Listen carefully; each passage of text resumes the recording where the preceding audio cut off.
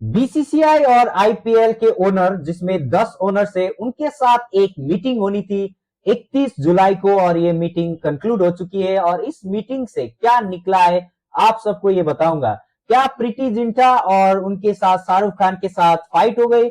इस मीटिंग में ऐसी न्यूज आ रही है कि शाहरुख खान और प्रीति जिंटा की टीम, जो कि पंजाब किंग्स बनाम केकेआर, दोनों के बीच डिबेट और फाइट जैसा सीन हुआ। ये क्या रियल न्यूज है, फेक न्यूज है, आपको ये मैं बताऊंगा। लेकिन सारे न्यूज़पेपर की हेडलाइन देखो या तो स्पोर्ट्स सेक्शन पे जाके देखो तो यही न्यूज चल रही है। तो रियलिटी क्या है ये बताने के लिए दोस्तों मैं आ चुका हूं मैच डे मास्टर क्लास में वीडियो लेकर। आपको चैनल को सब्सक्राइब करना है, नोटिफिकेशन बेल आइकन दबाना है और वीडियो को लाइक करना है, सिंपल सी बात है। तो दोस्तों स्टार्ट करते हैं। पहले स्टार्ट करेंगे कि मीटिंग किस लिए थी। मीटिंग बहुत सारे चीजों के लिए थी, जिसमें एक सबसे इंपॉर्टेंट टॉपिक था, वो था मेगा ऑक्शन। क्योंकि 2025 में बीसीसीआई सोच रही है, या तो फ्रेंचाइज ओनर्स क्या सोच रहे हैं रिगार्डिंग मेगा ऑक्शन। और जो प्लेयर्स के रिटेंशन होता है, रिटेंशन में कितने प्लेयर्स रिटेंशन करना है, कितने को रिलीज करना है, और कैसे कितने पैसे एलोकेट होंगे, 80 करोड़ से बढ़ के 120 से ज्यादा हो जाएंगे या क्या होगा, इसके बारे में। और दूसरा था भाई साहब जिसमें होता है इम्पैक्ट प्लेयर का भी रूल। ये सारे चीजों के लिए मीटिंग रखी गई थी बीसीसीआई ने। डिस्कशन था कि कैसे आईपीएल को और ज्यादा अच्छा बनाया जाए।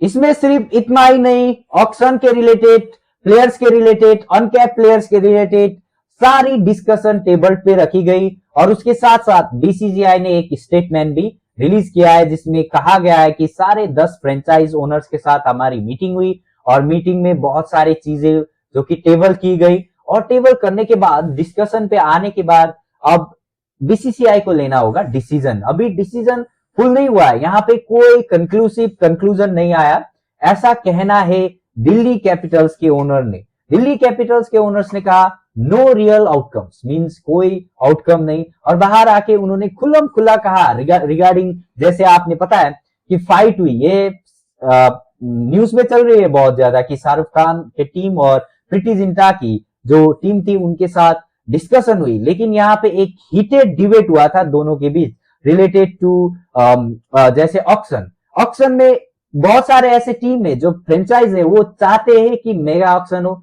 और बहुत सारे ऐसे है कि जो चाहते ही नहीं कि मेगा ऑक्शन हो, छोटी सी एक ऑक्शन हो जाए उसी से काम चला लेंगे। जिसमें कौन कौन से टीम चाहते हैं कि मेगा ऑक्शन ना हो?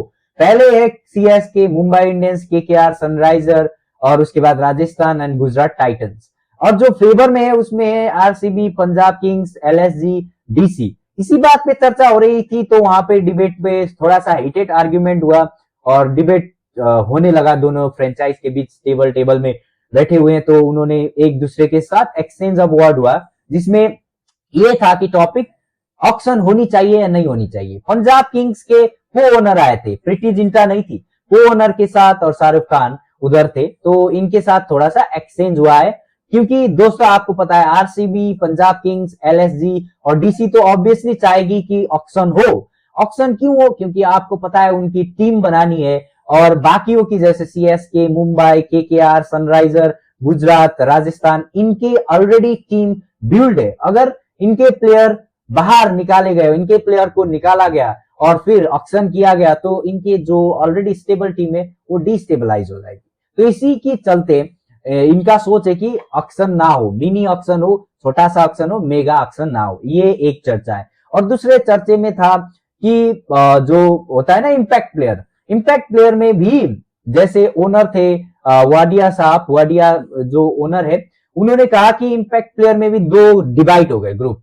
इन एक ग्रुप थे जिन्होंने कहा कि यंग प्लेयर को मौका मिलेगा, एक और प्लेयर आएगा तो उसको भी खेलने को मौका मिलेगा, टैलेंट उभर के आएगी। और दूसरे ने कहा कि ये इससे ना इम्पैक्ट हो रही है परफॉर्मेंस पे, एक ऑलराउंडर्स की पूरी एबिलिटी इसमें जा रही है।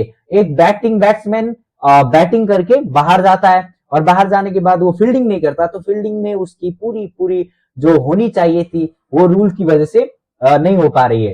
तो ये वाडिया साहब का कहना है कि मैं सेकंड कैंप पे हूं, जिसमें उनको लगता है कि इम्पैक्ट प्लेयर नहीं होना चाहिए। तो ये भी एक डिस्कशन है। और अब right to match, right to match मतलब जिसमें कितना प्लेयर, कितने प्लेयर को आप रख सकते हो, इसमें भी बहुत सारे अलग अलग, किसी ने कहा 6 प्लेयर्स, किसी ने 10 में से 10 ही प्लेयर, किसी ने कहा फॉरेन प्लेयर्स के ऊपर ना रेस्ट्रिक्शन नहीं होनी चाहिए, कितने भी खिलाओ।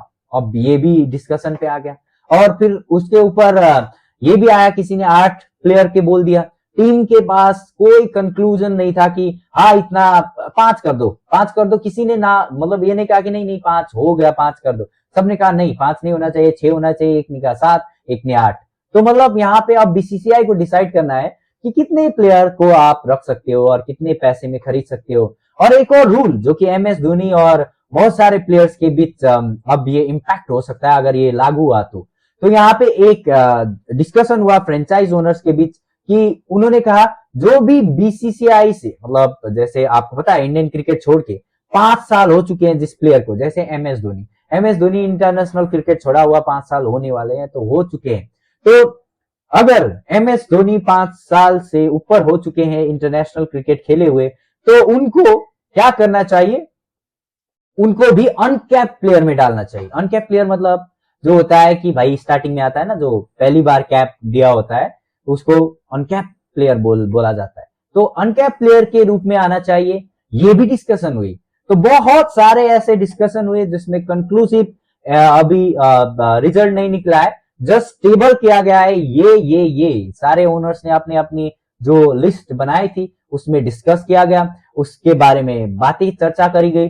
फिर एक और मीटिंग होगी मुझे लगता है जहां तक, या तो फिर अब बीसीसीआई डायरेक्टली डिसीजन देगी, ये होगा ये नहीं होगा, ये होगा ये नहीं होगा। तो ये था एग्जैक्ट न्यूज।